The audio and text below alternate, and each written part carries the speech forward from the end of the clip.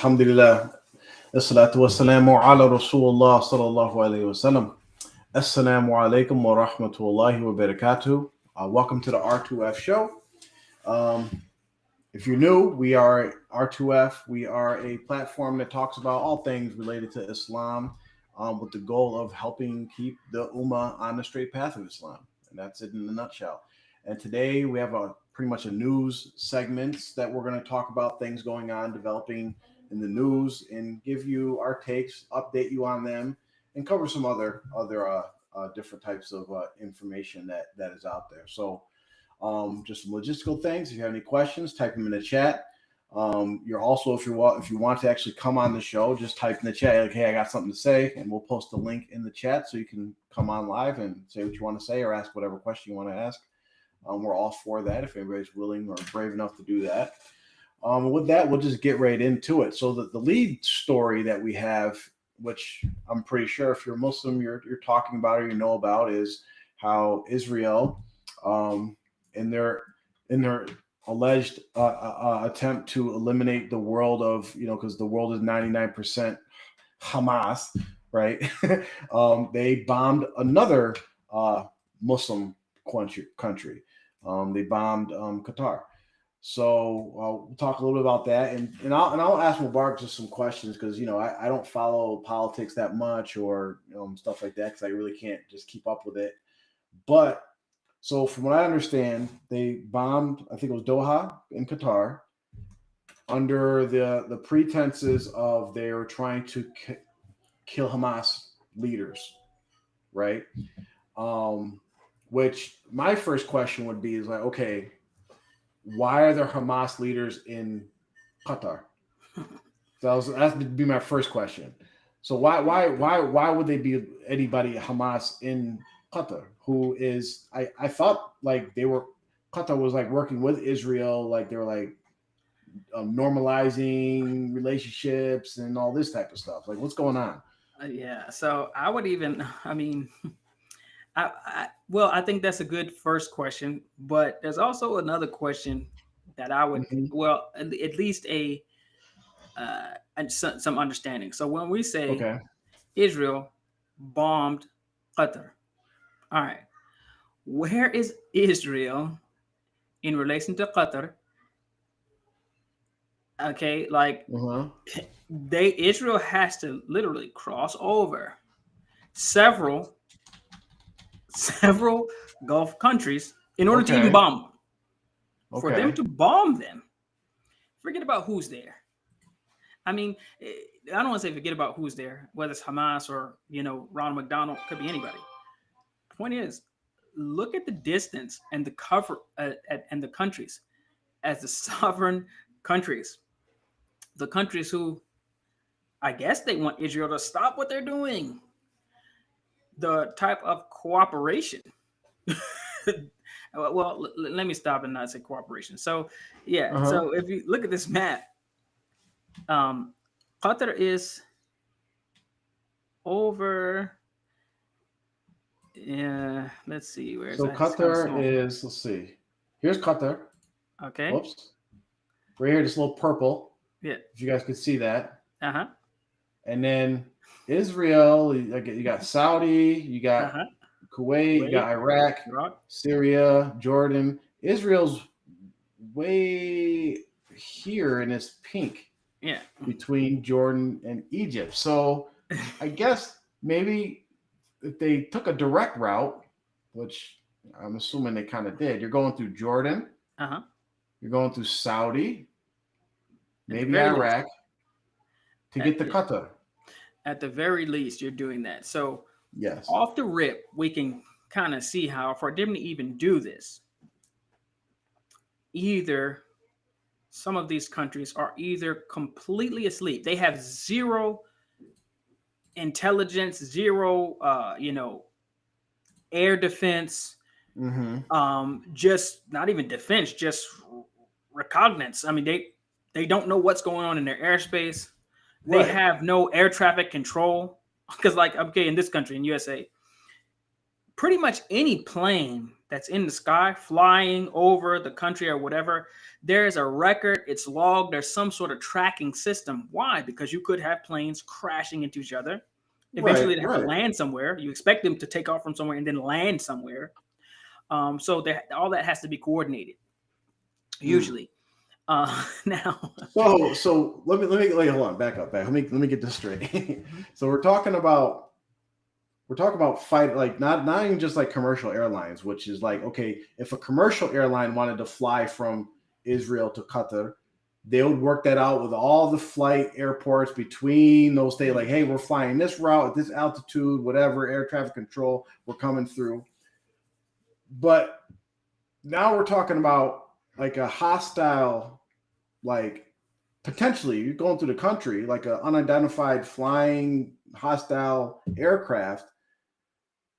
And nobody said, hey, who is that flying? They're about, because I'm thinking if I'm like Saudi, you know, Saudi, don't block me from your country. I want to make Umrah and Hajj, please. But if I'm Saudi, right, and I think I would have the technology, right? We're one of the richest countries in the world to be able to monitor flying objects, jets or whatever, flying through our airspace. And I'm going to be worried about like, who's this coming to attack us, right?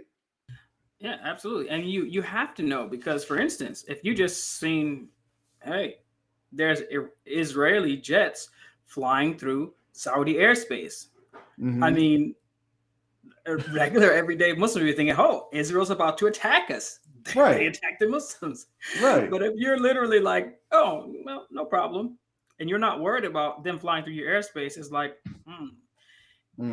usually if you're not worried about, you know, a armed, you know, militarized aircraft or several flying through your airspace, then either they're friendly or they're hostile, but you know about it, and you're basically like, hey, I'll stand down, just don't attack me.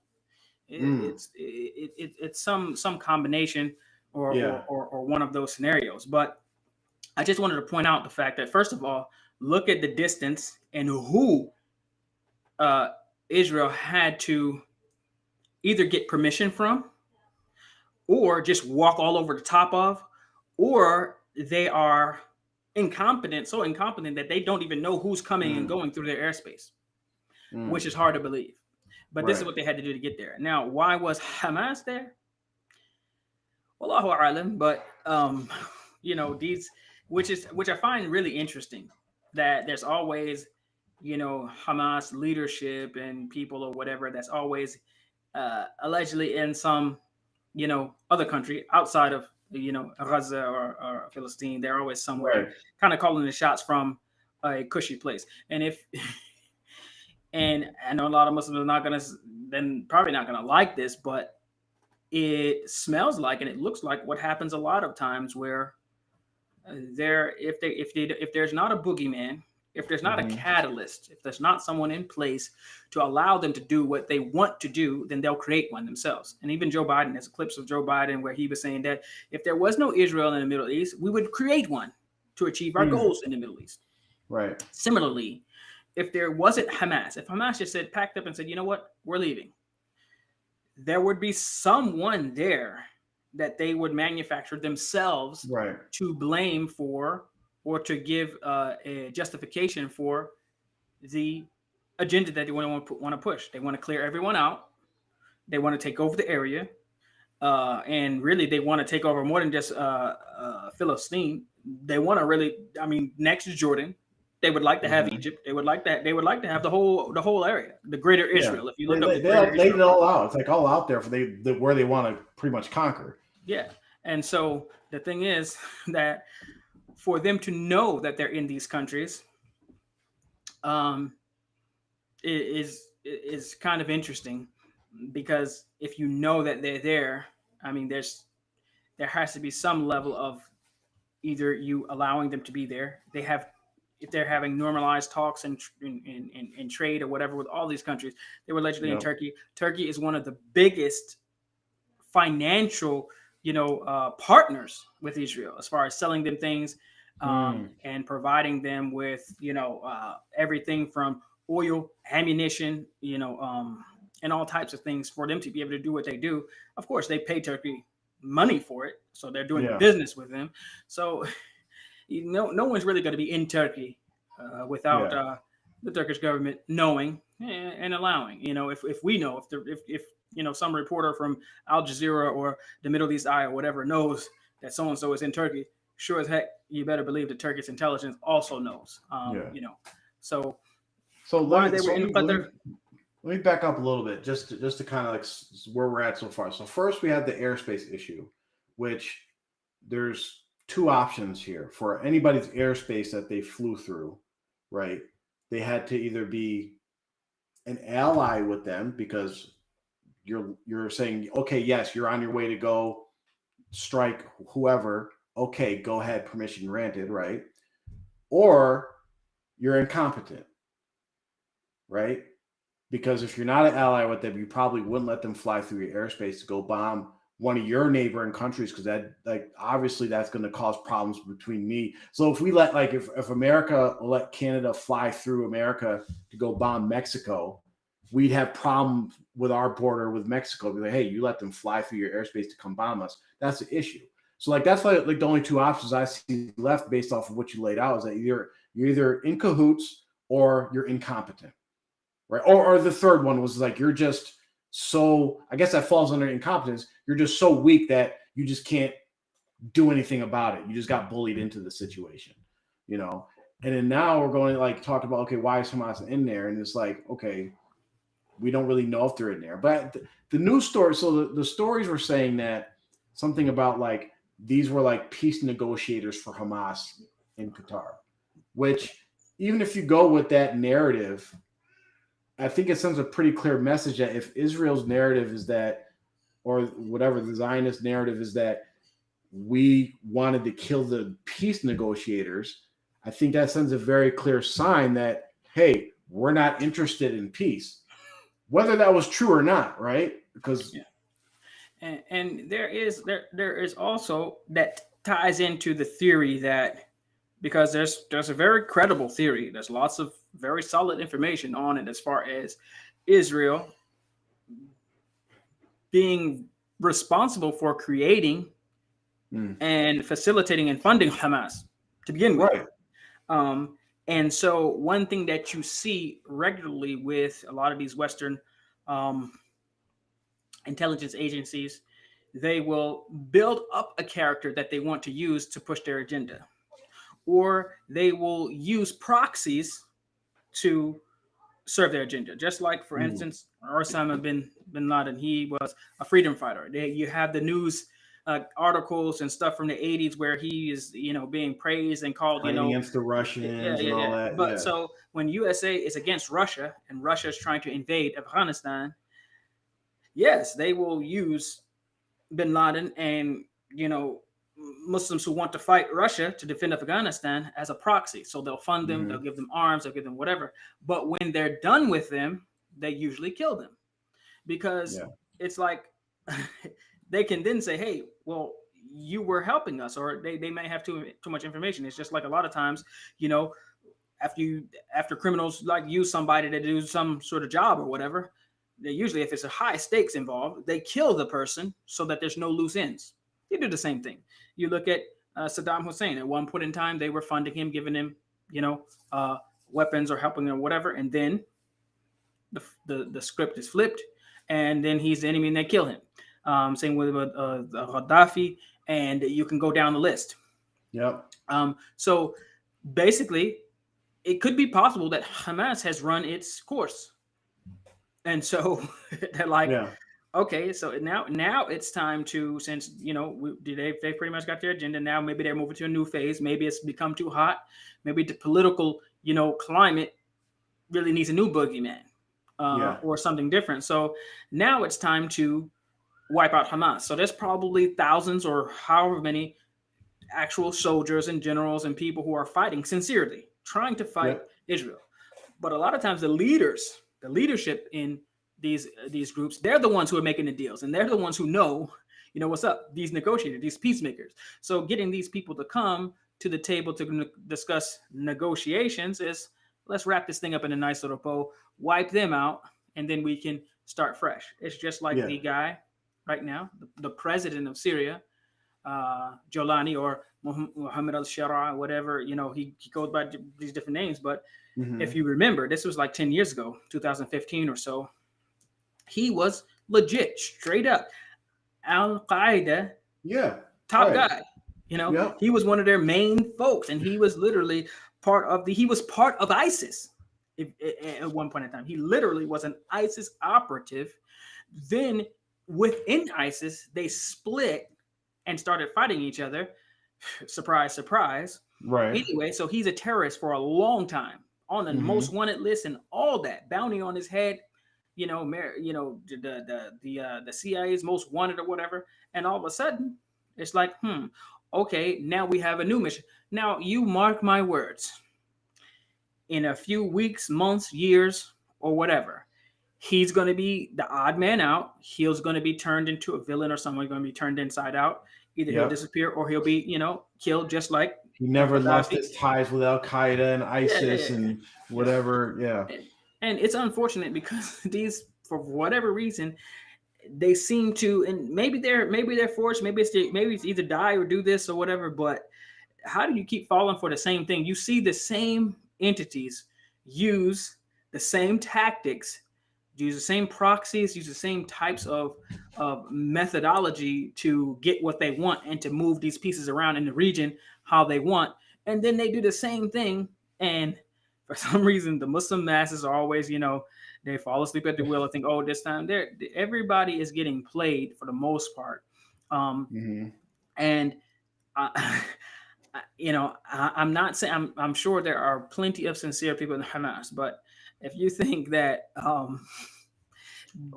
if your leaders, like, to me, based off of what we come from and whatever, but if I'm on the ground and I'm fighting and I'm seeing my family die and we're getting, we're starving and all these different things are happening like on the ground, and you're talking about my leader it's the same kind of concept when we talk about cults. My leader is in one of the richest countries in the world, living in a hotel, negotiating peace. Like, dude, no, come negotiate peace from here. Like, what are we getting? Text messages on Telegram and like, oh yeah, this is the next move. No. And when you're talking about how it's like set up, it reminds me of one you could say also, like, how the WWE is, where there's always a heel, and sometimes the heel becomes the superhero, then they go back and forth.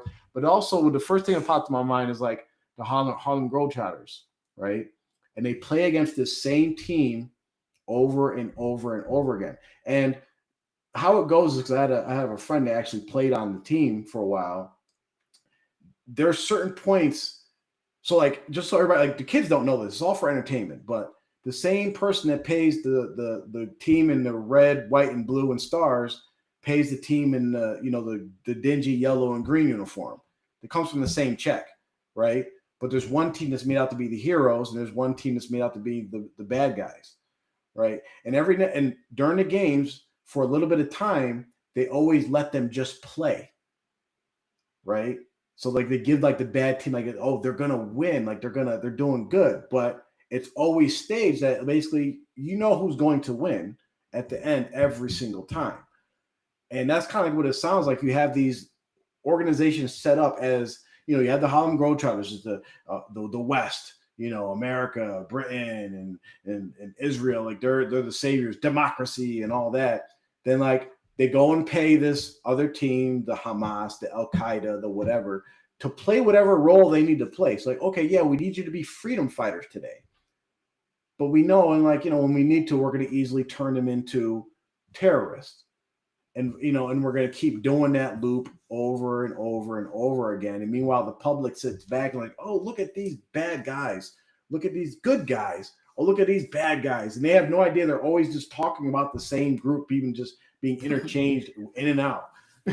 It's amazing how, I guess it's just human beings just have very short attention spans or memories or whatever, because you can have, just even a short amount of time. Think about this. If someone literally was attacking you was attacking you because of your freedoms or whatever, your religion or whatever. They literally were trying to kill you for like a decade.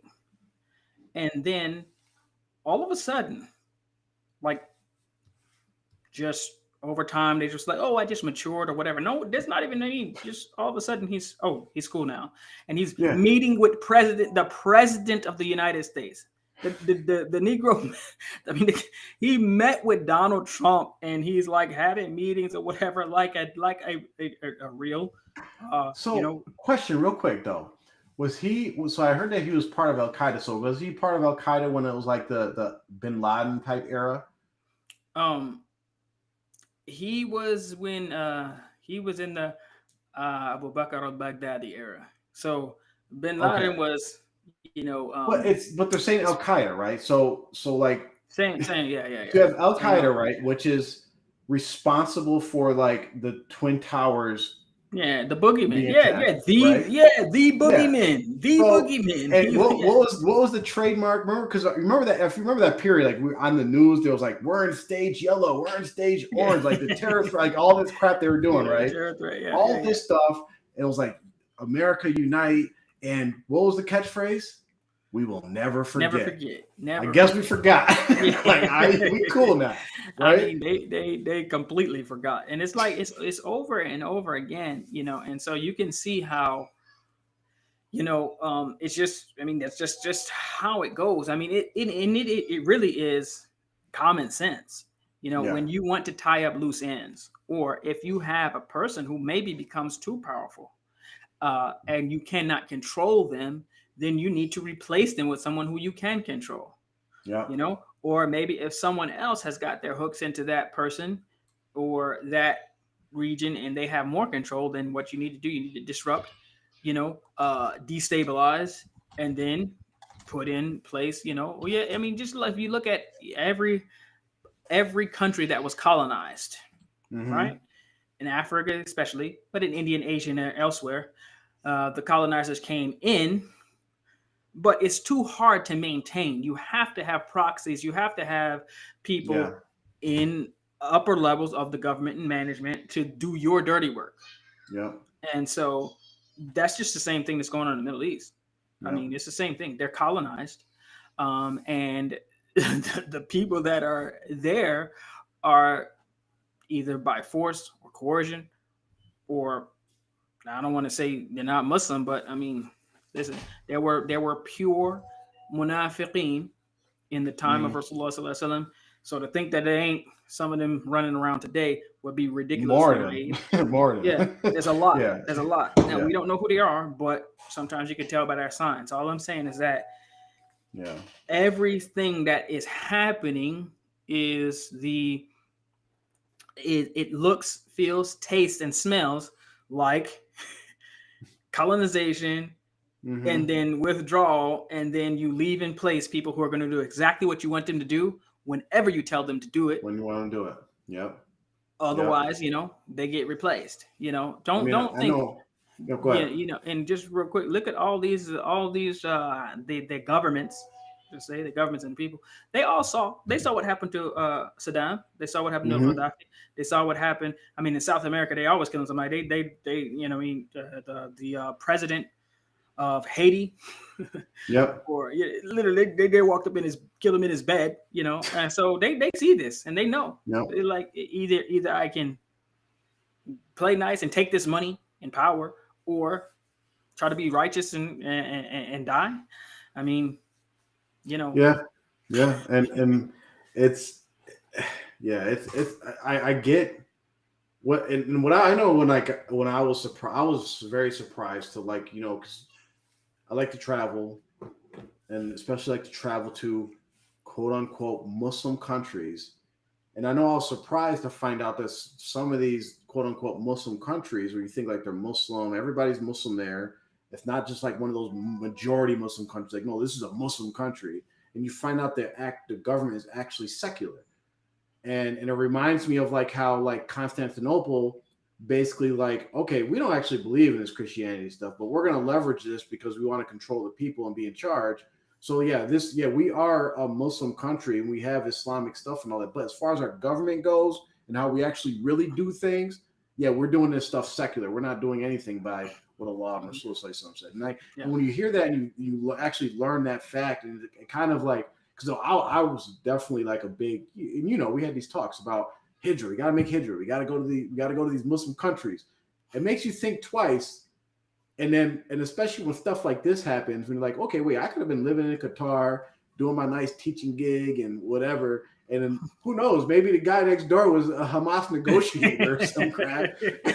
What the hell? Exactly. Yeah. I mean, it's and the thing that I will just say this, just to kind of bring this topic kind of full circle, is that a lot of this thing, sometimes we might get depressed about, like, wow. I mean, it's like what you think is happening, or what you see is not really what's really going on, and what you're told a lot of times is not what's really going on. And so you're almost like, it's not that you shouldn't trust anyone, or what you should, you practice your Islam, the way that what you learn about Islam from the Quran and from the Sunnah and from what Rasulullah said and did. You practice it as best you can. And if you look at the Sira of Rasulullah, there was all types of this type of, there was espionage, there was there were hypocrites. There was lots of, this type of thing, at least attempting to do it, especially in the times of the Sahaba as going forward. So you should be expecting it, and just know that, the ending is always for the believers, for the Muslims. The Muslims are going to prevail. The Muslims are going to win. And whether people who are in charge are munafiqeen or kuffar, or, just scared, Muslims, or whatever they are, the izzah and the strength of Islam, it comes from Allah and following their religion, and eventually will come. How that's going to happen, we don't know, but we definitely shouldn't get down and depressed and act like, oh, I don't know what's going to happen. You control what you can control. Yes. But the number one thing is, you don't want to be a fool. You don't want to just blindly, naively just believe everything that they say, because it's very obvious. I mean, just like how we started out, if a country, a very small country who gets almost all of its funding from other countries, and it's not in population wise or soldiers or anything, cannot defend itself whatsoever. If Egypt just let the people unarmed who are there just walk across, they would envelop and swallow up everyone in Israel altogether. They could do it. So it's that what you think. So when they can fly across several sovereign nations who allegedly don't want Israel to do what they're doing, and bomb someone in a country who also allegedly doesn't want Israel to do what they're doing, you have to realize, okay, something else is going on here. And that's, we can go on and on, but that's what you got to realize. And I want to just bring in this because you talked about the Sira, and how you just mentioned how, like, during those times we had munafiqs, and I don't want everybody to go away from their shit like we're calling everybody a munafiq, because you also had individuals, like you mentioned really quickly, about some people just being scared. And it brings to mind, I forget the name of the Sahaba, was before the conquest of Mecca, where he like notified his family, but it was supposed to be a surprise, and basically he accidentally tipped off the Meccans. I believe it was a conquest of Mecca, but he like notified his family, like basically trying to like look out for his family, or he feared like maybe his family would get attacked, or it was something like that. And Rasul some question about it. He's like, I only did this because of whatever the legit reason in his mind was. And his reason, his rationale was that he was saying that he had family.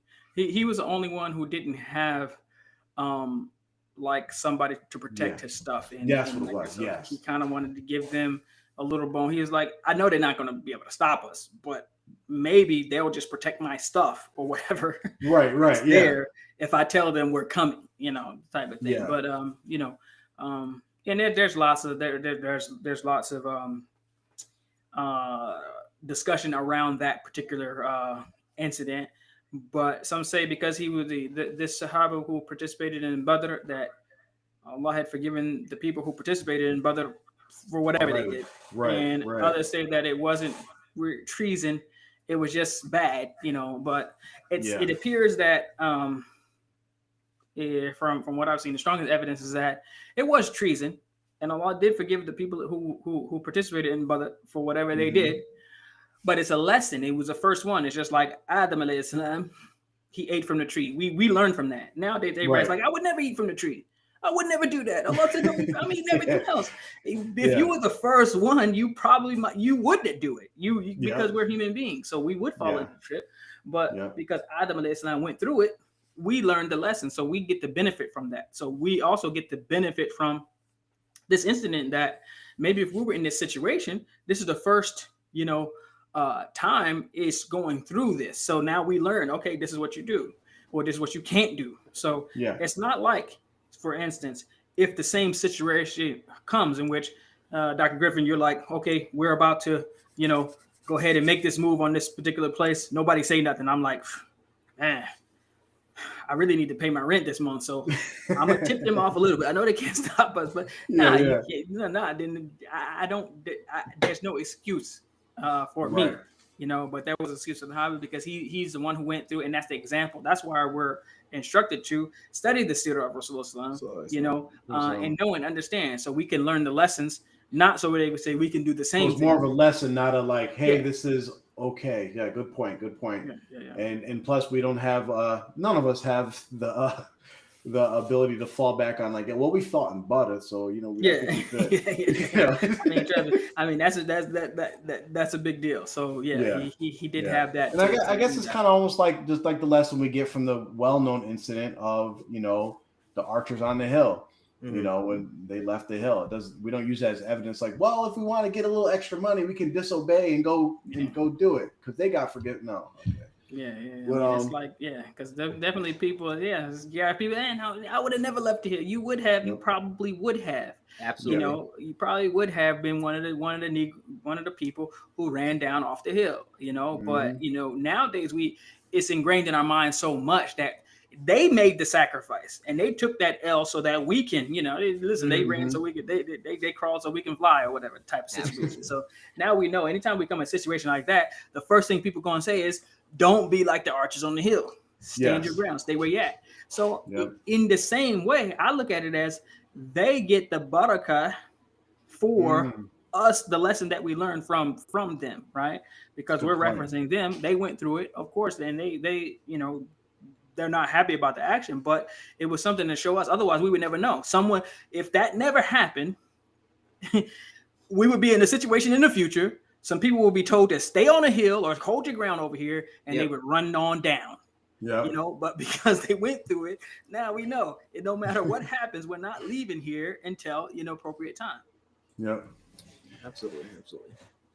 Welcome, Amr. Assalamu alaikum. Wa alaikum assalam. Just to pay back up what Mark just said here, it's like, when the battle is happening, right? These Muslims are poor, right? And so at this point in time, when a ghanima is now prescribed to the Muslims, right? If there's a sword on the battle from these like elite Qurayshi tribes, that sword lasts for generations. So that sword will be in your family forever, right? So if there's loot on the ground and you're like, hold on now, I can get a sword for me, my son, and my son's son. Listen, I'm about to go get that sword. So we live in a privileged viewpoint, but this is how it works in that nowadays it would be people running down the hill to take selfies like they just killed these guys on the ground. Scoreboard. That's what it'd be. It's almost like, well, I think that's for another show. I don't want to mix rioting and looting with this stuff. It's those darn blacks. It's a little bit too much. Be like, so our next segment, and for anybody who's watching, you guys can participate in this, but I'm gonna play a video and welcome back to the show, TMOA. We're gonna give y'all some attention just because this was just too hilarious for us to kind of pass up. So let me share my screen. Oh man, I'm giggling inside just thinking about it. All right, share the audio. Okay, here we go. Let's play this for our viewers. A new medical practice is the fulfillment of a long-standing dream of a pair of practitioners who want to place patient care at the center of their approach. Kirkwood Medical Practice opened last Thursday on Route 11 near Schneider's Market. Pause it. being able to custom. The fact that they put music in the background, singing. That's what I was about to say. Why is there a nasheed inside of the They background? can't help it. Yeah, They can't help it. Want is what we would like to be known for. Abdallah, who grew up in Greater Binghamton and specializes in obstetrics and gynecology, says African Americans and other racial minorities statistically suffer from worse health outcomes. I love how they can't do anything without telling a lie. Belkis did not grow up in Greater Binghamton. Not at all. Not even close. But they can't do anything without telling a lie. Yeah. Outcomes when treated by the healthcare establishment. Even in my graduating class at Binghamton University, there was only 3 African Americans in the graduating class out of 81 students. So me being in the medical field as an American as well as a Muslim American speaks volumes, and I feel as though it will help with a lot of people in our community who may want to see and be treated by someone. With a lot of people in our community who may want to, and I feel as though it will help with a lot of people in our Muslim American speaks volumes, and medical field as an American as well as a Muslim American speaks volumes, and I feel as though it will help with. I can guarantee you that almost 100% of the people who were enrolled in her nursing program were American. That's what I wanted to point out. So I said it earlier, is that they're trying to sell themselves, and they're obviously trying to sell themselves to African Americans.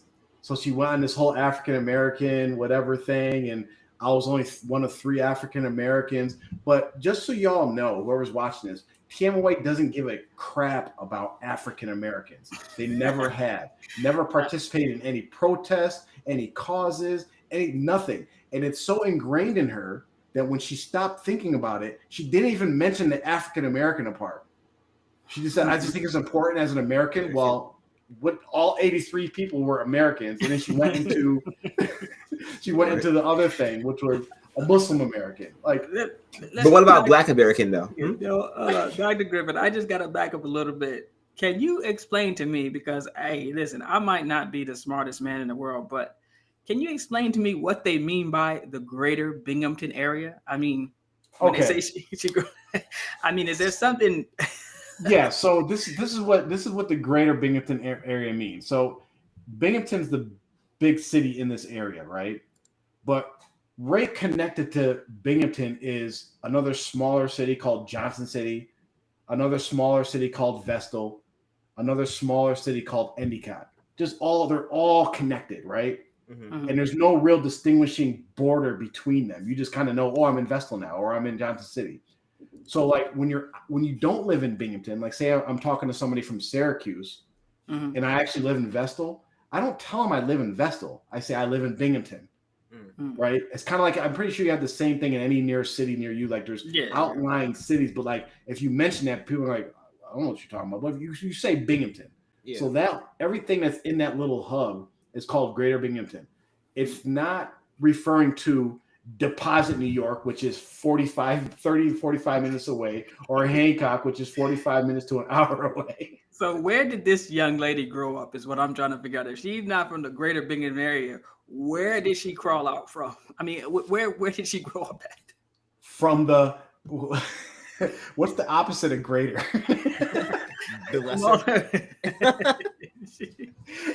The smaller Hancock area. Hancock, New York. Okay. So she grew up around the compound, Islamberg, New York. Yep. What I want to know is, why did they not mention why is that, they literally hid from it. I was talking about the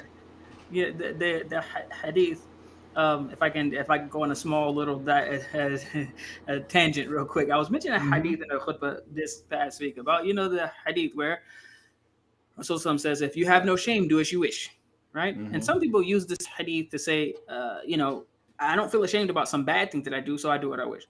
And so another way of some people look at it And what I pointed out is that if you're not ashamed about your Islam, then do as you wish. Instead of hiding your Islamic dress, your identity, your beard, you're wearing your hijab the right way or whatever it is. It's time to pray instead of pretending like you're exercising when anybody comes by. You just pray like regular. This is, if you have no shame about your Islam, do as you wish, and you would like to pray regularly. You're not scrambling to turn off the Adhan app when it goes off on your phone because right. you don't want people to say, well, what is that? So if you have no shame about your Islam, do as you wish. So I say to say, if they're not ashamed about being from Islamberg, being associated with Islamberg, it seems to me that they're hiding the fact that they're Tamoans, and she's from Islamberg, or she's heavily affiliated with Islamberg and Jelani and the cult or whatever. So this was really obviously omitted from this proud, little clip on the news. The greater Binghamton area. I mean, she just said, "Yo, she's from Islamberg."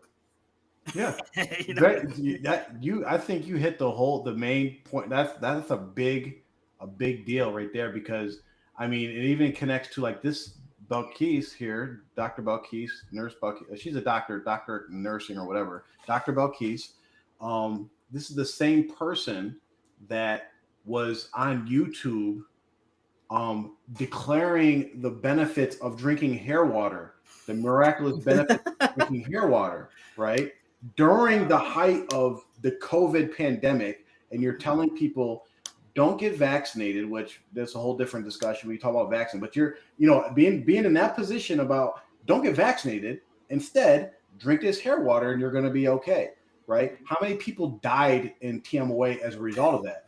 Segue to this is the same Belkis, Dr. Belkis. Like, so why? Then that's why I wanted to connect it. Then that video mysteriously just disappeared off of YouTube. If you have no shame, do as you wish. Like, if you have no shame, why are you hiding that, right? Then the same Belkis is, as we know, in a medical chat room where they pretty much killed their Murshid. Right? I mean, they killed their own Murshid. They killed their own Murshid. And then we see that her number mysteriously, like, I'm out of here because I don't want to be associated with what's going on here. And then we open a medical practice in the outskirts of Binghamton. Yeah, and if just to recap, if people don't know what hair water is, you're probably thinking, I mean, what is it? Is there some sort of drug or medication called hair? Is that an acronym for something? No, it's literally hair that you put in water, and it's supposed to kill you. Whose hair, you think? Oh, is it like for some healthy sheep from the Himalayas or something? Is it some hair from an animal that eats a bunch of healthy stuff? And then no, it's you just open a random book, I guess. I think what are they saying? What are they saying, that you open the Quran, or yes, they're saying that if you open the Quran, you can find many different kind of hair types. You will find hairs in your book. So basically, you open up Quran, and when you find hairs in there, because these hairs are supposed to not be your own that fell while you were reading it or whatever, or while someone else was reading it, or maybe while the manufacturer was packaging it, whoever was doing it, their hair fell. It's supposed to be some magic hair that appears. She said, why hair? I don't know. I don't understand. Why does it have to be hair? The thing that just appears in the book. It seems like because we have hair on our faces, on our eyelashes, on our eyebrows, on our heads, and on our pretty much everywhere. It's the most likely thing that you would randomly find inside of a Quran. Is a hair. Piece of hair. Yeah. Cat hair, dog hair, hamster hair. So you open your Quran. This is how you get hair water. This woman who people are going to, hopefully not, but go to get some sort of medical advice and care from, gave the advice to people who open up a Quran, random Quran or whatever.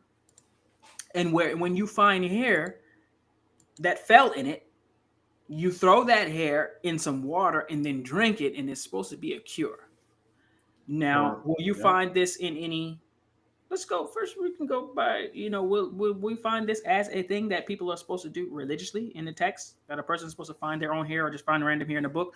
No, you won't find it anywhere. So let's go to the. Can it be found in any sort of medical journals or whatever? Did she learn this in her training? throughout her training as, in undergrad and nursing school and, post grad and doctorate or whatever, did they train her in this? Well, hey, here goes one of the things that you can do. No.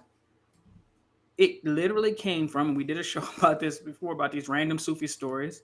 It came from some goofy Sufi story, which this lady is one of those goofy Sufis from Islamberg, that she omitted. That she says hair water. It'll cure you. All you got to do is find some random hair. Whose hair? We don't know. No testing or whatever. Just random, throw it in a cup, drink it. And that's worse than a placebo. You could be doing some harm. Anyway, the point is, this is the hair water that this lady who deleted her video off of YouTube, we probably got it downloaded somewhere. We probably should find it and repost that, John. But yeah, that's what hair water is. If anybody was wondering, find some random hair in a book, throw it in a cup, drink it down, and that's supposed to be a cure. And during the height of the COVID pandemic, and whatever your position is on whatever, there was probably 100 different things that you could do to protect yourself, especially if you're elderly, to protect yourself from COVID. Then drink hair water, and imagine the people that actually believed that this was true, right? I got hair water. I don't got to wear a mask. I got hair water. I don't need no vitamin C. I got a hair water. I'm good. And how many people got sick as a result of that? But this is their medical practice. We'll keep playing just to see what else we got. There's a lot of people in our community who may want to see and be treated by someone that kind of look like them and have the same type of cultural background. Or wait. First of all, for anybody watching this that is in the greater Binghamton area, that is African American, that is Muslim, none of those things you're going to have the same cultural background as them. Right? Because as far as being African American, these people think they're Pakistani. 100%. Yeah. As far as being Muslim, their own leader is somebody who, even if they're given even things that are generally identified with African Americans. Some things like even like dashikis, like we wear them a lot sometimes. Sometimes people want to feel like they want to feel black. What do they do? They put on dashiki and that's what they do. So even though it's funny, but it is associated with African American culture. Their own leader got irate when someone just tried to give him one as a gift. Their own leader, who they think is divine, by the way. Their own leader, their sheikh, who's dead now, they believe that he told them that they don't got no culture, and he gave them their culture. So not only do they not, they culturally don't accept, just the general African Americans, even though they're black. They're African American people. Yeah. They don't accept it. They actually adopted someone else's culture who hates your culture. Yep. So it's like you don't have nothing in common with them. And no. I would be skeptical of going to someone who I know outright hates my culture. If they hate your culture, they probably don't have a positive view of you. Yep. Exactly. Right on point. Abdallah are joined in the practice by Nasir Abdul Wadud, who has 17 years of experience as a physician's assistant.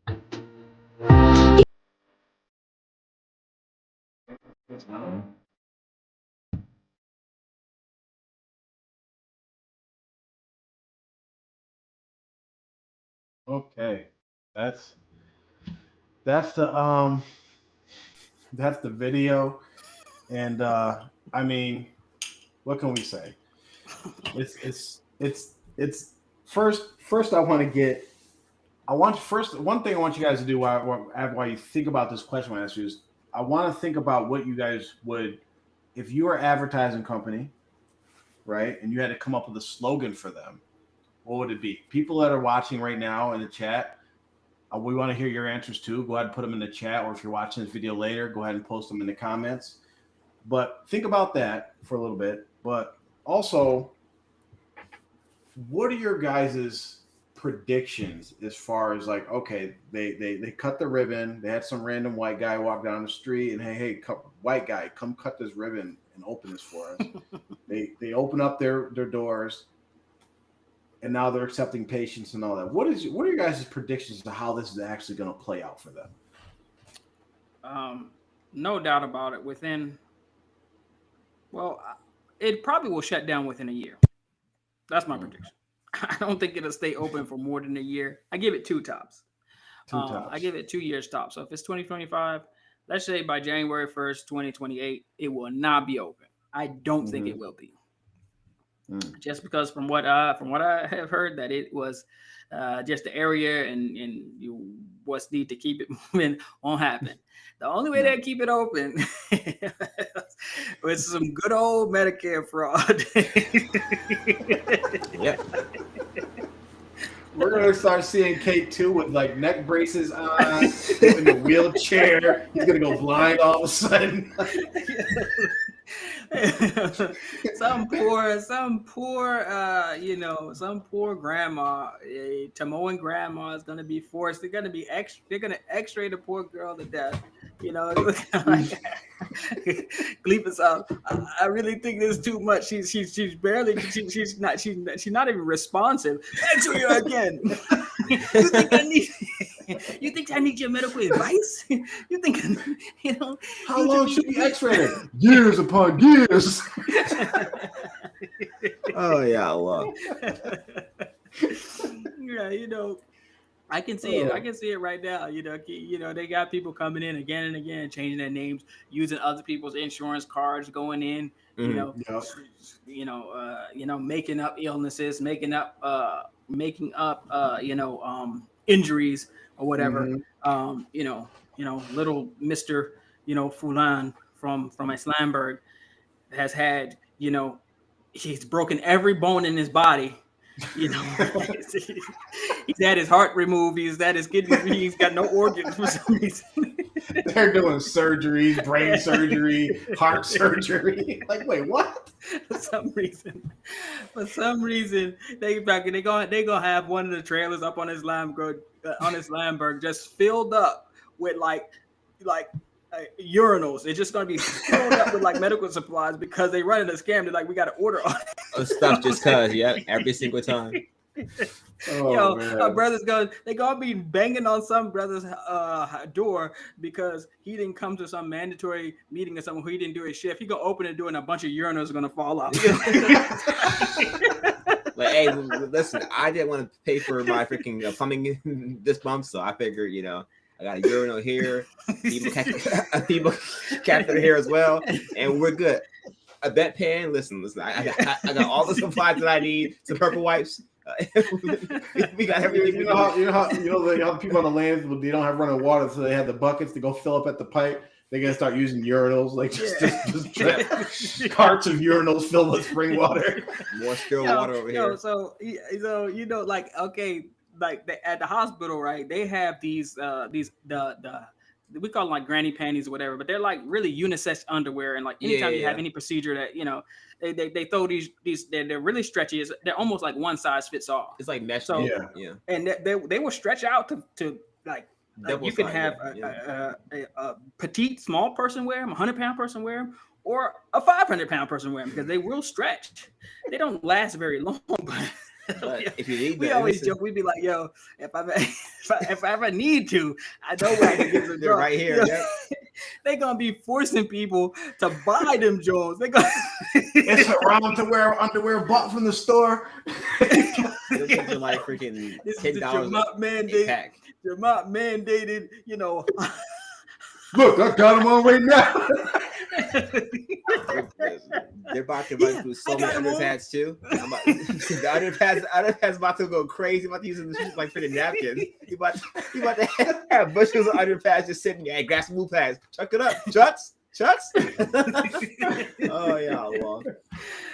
Sufis on steroids. The amount of fraud. I mean, for sure. I mean, there's no doubt about it. If this was 2002, that joint would already be a front, a money laundering for sure. Front already. I think they probably want to be legit, but y'all best believe admins come. If admin and insurance council North sees an opportunity to use that place for their own agenda, It's going to be taken over. It's going to be overrun. You know, this is what I think is going to happen. Is of course the admins, they're sitting back and waiting, right? Yeah, go do it, alhamdulillah, go do your thing, go do it.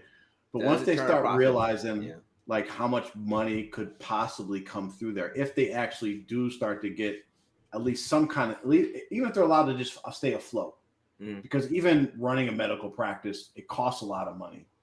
But we know how tmoa administration works. Like they actually don't see cost because they don't actually, it doesn't function to them. They're going to see how much revenue's coming in, not care about their profit, not care about their salaries. You're like, wait a minute, y'all have how much in Medicaid claims going through there?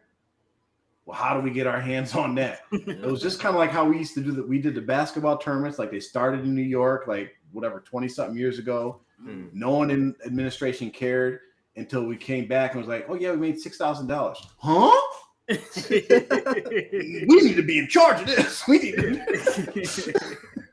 Yeah, it was like, was it? It was like $800 a team or something like that. I remember. Yeah, it was crazy prices. Yeah, and then all the concessions and all that. And then once they found out how much money, it was like, wait a minute. Yeah. Okay. Yeah. Yeah. They're allegedly taking over tried to strong arm the tournament funds or whatever recently, which I mean that's just like, so it doesn't matter really what y'all do. Speaking to the Samoans, TMOA people, no matter what y'all do,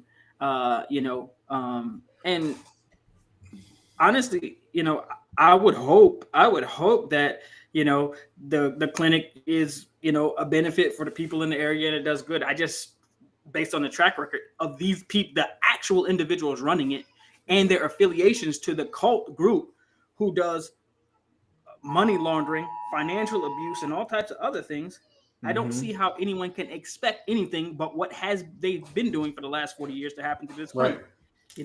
I mean, it doesn't matter what they do. Start a clinic, a restaurant, a basketball tournament, or whatever. You name it, attached to them what has succeeded without them either trying to take it over, destroying it. I don't know of anything that's been successful. It's one of two paths. It either fails, or you go to jail, or it fails and you go to jail.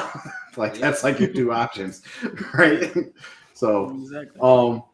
So I asked ChatGPT to come up with some funny slogans for their potential business, and it says, and y'all can just jump in if y'all have any in mind that came to your minds. The one that said, "Healing hands and emptying wallets since day one." Where your health meets our prophecy. Medical care powered by blind devotion. Side effects include enlightenment, confusion, and bankruptcy. Yeah, that's for sure. There's no doubt about that. This is a good one. This is a good one. Our needles are sterile. Our beliefs, not so much. The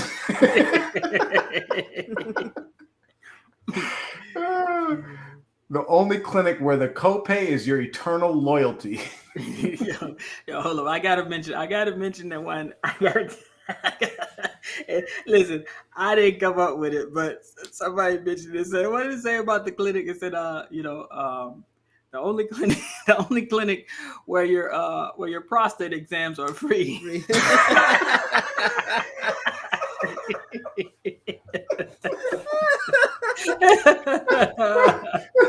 There we go. That's it. That's the one. That's the one. They're gonna have all types of flamboyant African Americans.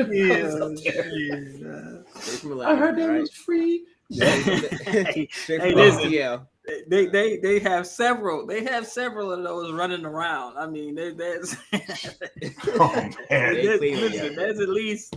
there's at least 6 known. I'm talking about straight up, like documented, well known. You know what I mean? People with massive amounts of sugar in their tank. And unapologetically fruity, sweet. And then they have the little. They have the alleged scandal where there was. There was some retreat. Yeah, it was. Yeah, was kind of crazy on the retreat. We heard. We won't get Listen, until we get some more confirmation. But yeah, it was now I think those about it, boys retreats. Boys ain't being boys. Look, they might not want to offer up the free prostate exams because they might get overrun. You never know who might show up. Everybody's showing up to their job. Let me. Okay, we'll end on these two. We have two. I have two comments that popped up on our videos that I want you guys to kind of just hear, see, or whatever, and just get a little reaction to, so we can clip it up later. Let me share this. Window. Here we go. Okay. So first there's this one, and it says, Assalamu alaikum. The road to the truth is not a simple journey. I'd recommend first working towards acquiring the basic knowledge of Islam, tafsir, hadith, and sharia. Then perhaps, with a truly enlightened heart, take the next step. Everyone wants to attend 4 seminars in Juma Khutbah and become a scholar. I've known him personally. This is talking about Mubarak Jalani, his family, and his students. Shah Sahib, his family, nor his students stray from true Islam the way this channel portrays it. Before you return to the fitra, gain some insight into what it truly means to love Rasulullah sallallahu alaihi wasallam. All right, listen. This is either a Israeli account, a Indian account, or a complete jahil. He's talking about somebody else. He's not talking about. He's not talking about Mubarak Jalani or his followers in tmoa. Absolutely not. You must be misinformed because this is a totally different guy. Whoever you know or think you know absolutely lied to you, or you're just a fool. So what's his name? His name is Muhammad. Qasim Muhammad. Okay. Yeah. Qasim Muhammad. Hopefully he sees this. Number one, you said first work towards acquiring basic knowledge of Islam, tafsir, hadith, and sharia. If you're talking about the Mubarak Jalani that we're talking about, he did not know any of that stuff. He did not work towards acquiring any of that, and he did not acquire any of that. Basic knowledge of Islam, no. I mean, do we need to revisit just the halala situation? Basic knowledge of Islam, no. Tafsir, no. Hadith, no. Sharia, absolutely not. Yeah. So, I mean, over 4. We could stop there. Yeah. But it's the same guy that Mubarak Jalani is the same guy that said you can't trust a hadith out of Sahih Muslim and Sahih Bukhari because there's fabrications in there. Okay. Yeah. This is the same person. This is the same person who he says you can't trust a hadith from Sahih Muslim and Bukhari, but he's the same person who says he got taught. His grandmother told him he got taught as a baby by Hajjat Ali radhiallahu anhu. He was 5 years old. Where did he get taken up? I don't know. He came to a mountain. To a mountain when he was 5 years old. He was trained. So this is where he got his enlightenment from, and I guess his knowledge of Islam, tafsir, hadith, and sharia. So I mean, you know what's crazy about that story? Thinking about it now, like as someone who studies psychology, your first like real human memory start when you're 5. So he should have some memory. He should have some, because before that it's kind of all just like kind of fuzzy and stuff. Well, in his defense, he didn't remember it. He said his grandmother told him. So if you don't remember, but that's the thing. So here's the thing, right? Here's the thing. That line exposes everything because if someone had to tell you, like Mubarak said, that this happened, that means you didn't remember it happening. If you didn't remember it happening, that means you didn't remember what you were taught. Right? And if you did somehow, like, you're going to say, like, I know what the rebuttal to this is, like, oh, well, it was spiritually put in his heart. Okay, if that was possible, he didn't need to take him away anywhere to do that. Just, here you go, Mazayam is in your heart. Right? It was terrible. Silly. But then he says, the part where he says about he knows Shah Sahib, his family, nor his students, it just shows that like if people expose themselves. Wait. Qasim, you know Jafar? Jaffer, do you know Qasim? Because listen, I have no idea who he is. the number one student of Mubarak Jelani is right here. So you do not you do not know his students there, because that is the student. All right, that is because Solomon got a number one. All right, Dr. Griffin right here. All right. Hell no. He said shots I had his family nor his students stray away from. Now, I'm gonna refrain from mentioning names of his family members, because I feel like a lot of them have actually been like, all right. Well, I will mention some names. Okay, Shafat. He's never strayed away from true Islam. Let's support trans rights in the workplace. I mean, yeah. And we could go down the line. I probably shouldn't name their names. All right, but if you know them, either you don't know true Islam, or you're just blurting. You don't know them, because one thing is for sure: some of them even admittedly say, "Yeah, we did stray away from true Islam, but we're coming back now." One of his daughters actually legit said, "I'm starting to practice now." After he died, she said, "Oh, she's gonna, start to practice now, or whatever." Yeah. And there was the thing where she was online or whatever without hijab and all that stuff, and then she's starting to wants to practice now. So they never strayed away from true Islam. You're a clown. This is not even true. This shows that you're talking about someone completely different, or you don't actually know them. Yeah. You don't know him. You don't know his family. You don't know his teachings. And you probably don't even know true Islam if this is the way you're rolling, Mr. Qasim Muhammad. But I would say, listen, anytime, anywhere, any day, if you want to come on and elaborate about this, we're more than welcome. But you won't, because you're really talking out the side of your head. You can't stand on any of this stuff. And just so we know, just off, if he watched the content, you're stuck either way with this statement, because by saying his family's never strayed from true Islam, if you're saying Jelani's version of Islam was true, just like Mubarak said, multiple of his children have said, we're not doing that anymore. So either they strayed or Jelani strayed. Mm-hmm. And so you're stuck either way with that statement.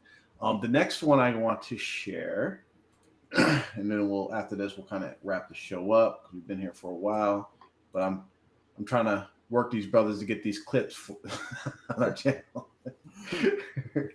Let's see. This one you guys will love.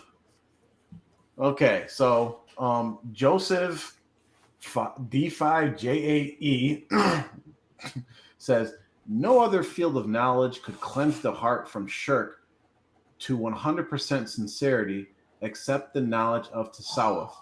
The practitioner are called Sufis. Because it's the experts on that field. If anyone had no knowledge about it, how could they reach 100% sincerity in performing their mandatory obligations and good deeds? Know that without 100% sincerity in performing your mandatory obligations and good deeds, their deeds are most likely not accepted. That is so basically, this was a comment in support of Sufism and saying it's the only way to remove shirk 100% and get 100% sincerity. That is absolutely terrible. That is listen, Joseph D5J, name me one of the Sahabi who were a Sufi. Name me one of the Tabi who were a Sufi. Tabi who were a Sufi. Sufism didn't start into the Abbasids, damn near. Well, maybe the Fatimids, but Sufism is so far removed from the Salaf of Islam. So you tell me that none of these people prior to Sufism starting are 100% free from shirk. When you have Sahaba who were guaranteed paradise, are you guaranteed paradise? Is there any Sufi you know who right now today or in the past who is guaranteed going to paradise? Who the Prophet Muhammad SAW said, hey, I heard the footsteps of you in Jannah. I mean, hold up. This man just put pretty much everybody who ever was Muslim and ever will be Muslim in serious jeopardy. I don't want to say he put him in the fire, but he basically is saying that none of the deeds is going to be accepted. Let me show you how, Mr. Joseph. Basically, he said, no other field of knowledge could cleanse the heart from shirk 100%. So he's saying off the rip, Nothing is going to be able to do this except for tasawwuf. And these are the Sufis. Okay? So, because it's the experts in the field. So the Sufis are the only ones who can cleanse the heart from shirk 100%. And we know that if you have shirk, it means like to associate partners with Allah. So even if someone has 99 to 1%, that is still associating a share that belongs to Allah. And it won't be accepted. Allah accepts the things that are 100%, and He's not going to accept anything that's mixed with shirk. It's like if you say, listen, I'm going to make this sacrifice. I'm going to slaughter this animal for the sake of Allah. Bismillah, Allahu Akbar. And I'm going to do it for Jesus. Just a little bit. No. None of it will be accepted. So he's already telling you off the rip, only the Sufis can get you to 100%. That's it. If anyone had no knowledge about it, how could they reach 100% sincerity in performing their mandatory obligations? So if you don't have any knowledge of Sufism, tasawwuf, you cannot and you will not reach. So how many people they may know about some goofy Sufis, but they don't practice Sufism. They don't know nothing about tasawwuf. They don't do any of that. Yep. They actually do the regular mainstream things that a Muslim's supposed to do, not all this twirling and swirling or halkas and doing mamalats or whatever it is, all that stuff that they do. They don't know none of that stuff. Yep. So he's saying if anyone doesn't have the knowledge about it, how can they reach 100%? Now, this is the kicker. Know that without 100% sincerity in performing your mandatory obligations and good deeds, that these most likely will not be accepted. So basically he's saying is, only the Sufis can get to 100%. All y'all Negroes that don't know nothing about Sufis, you'll never get to 100%. So most likely your deeds ain't even accepted. Basically, he's like, you're wasting your time if you're not a Sufi. Sincere Sufi. He literally, basically, he came this close, a hair's breadth away from takfir and everybody who's not a Sufi. And you know what I can't stand about this, and it's said all the time, right? Especially from Sufis and what that claim this tasawwuf, like tasawwuf's a science, and Sufis are the experts on tasawwuf, right? Whatever if you want to, they come up with these terms and they do this like chain reaction, like this means this means this, this means this, right? And they'll use the hadith of when Angel Jibreel came to Umar radiallahu anhu and taught him, and they talked about what's ikhlas, and it's like to worship Allah as if you see him, if you know that you can't see him, but that hadith, right? And they basically claim this thing that Islam period is about purification, purifying yourself and all that, right? There's no like separate science as in like, okay, there's fiqh, there's tafsir, and like where are these scholars that are like, okay, let's study the things that were done specifically for purification, okay? And maybe there was at some point, but then they say like, okay, Sufis are the experts at that. Okay, let's look at this. Sufis. If we say, let's make it binary. Sufis, Salafis. Okay. As far as comparing the average Sufi to the average Salafi, who actually knows more Quran and Hadith? Salafi. It's going to be the Salafi all the time. They're going to know more Hadith, especially Hadith. They're going to know more standard Quran. They're non-fabricated regular talking points. They're going to know these things, right? They're going to know something, and they're going to make sure that whatever they're doing comes from the Quran and Sunnah. So who actually has more knowledge of the ways to purify yourself that are actually from the Quran and Sunnah? It's going to be the Salafis. Who actually needs someone avoiding shirk? The only way you can avoid shirk is to be a Sufi.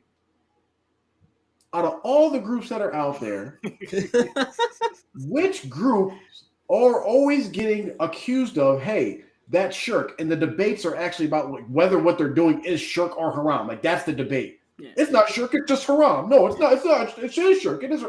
When you have to have a debate with your practices of whether it's shirk or it's haram, and we have to get into nuances of your intentions and this and that, you're not in a good place. So you're actually more likely to commit shirk if you're a Sufi than you are anything else. It's actually this whole thing is inverted. Actually, you should replace it with the Sufis. There's no other field of knowledge except for following Quran and Sunnah and the methodology and the example of the Sahaba. It can cleanse the heart of shirk 100%. Yep. Erase Sufi out of there. Now the second paragraph: anyone with no knowledge of the Quran and the Sunnah, how could they possibly reach 100% sincerity in performing their mandatory obligations if you don't have any knowledge of the Quran and the Sunnah? Know that you probably could throw Sufi into this last joint.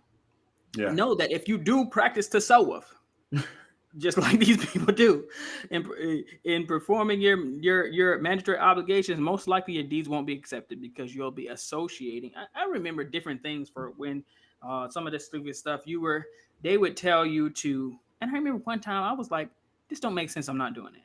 They would say, whenever you make dua, they said, make dua to Rasulullah sallallahu alaihi wasallam that he asks Allah to accept your dua that you're going to make to Allah.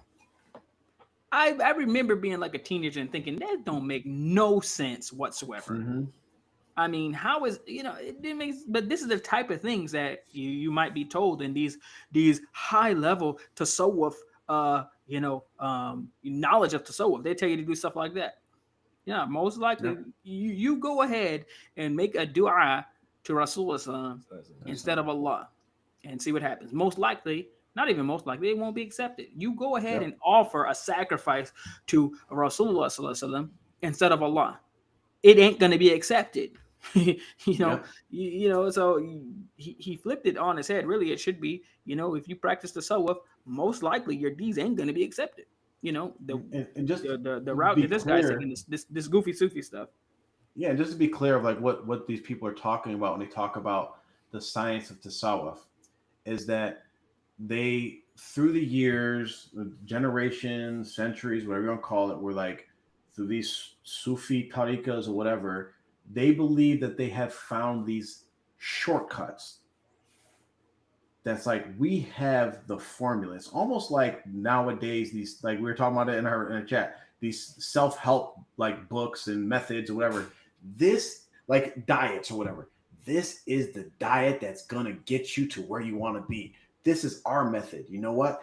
Do low carb, walk 10 minutes a day, drink 3 glasses of water with a sprinkle of vinegar in it, and you're going to lose fat. Like, this is what the Sufis do, right? And then they pass these down. It's like, we have the formula that's going to get you there. And it's so enticing because it's right. As humans, we want a very clear, like, this is the shortcut. This is the get rich quick money scheme. This is the pyramid scheme, right? Right. Star Blue Logistics. This is going to get it, right? So they jump on these little get rich quick schemes and they think they're getting rich, not knowing that like they're bankrupting their hereafter. Because all these little methods that they come up with, when you ask them to say, okay, well, show me in the Quran and the Hadith where it's at, they never can show you any of these practices in the Quran and Hadith. So if you're a Sufi, and again, there's people that claim Sufi that aren't really even on this stuff, but I would say that that's few and far between. And those ones that are actually claiming to be Sufi and actually do follow the Quran and Sunnah and are strict upon that, they actually need to be the ones that are speaking up against this, right? Because this is your family. This is your people. You guys need to speak up against this more than us. But instead, because you're worried about like defaming the whole Sufi name and it's like the blue shield, like, yeah, those cops are bad, but I don't want to really say anything. So make all cops look bad. Like, no, you need to speak up, because if you're a Sufi, you're most likely, in the very least, engaging in innovation. Most likely have a shirky concept of Allah.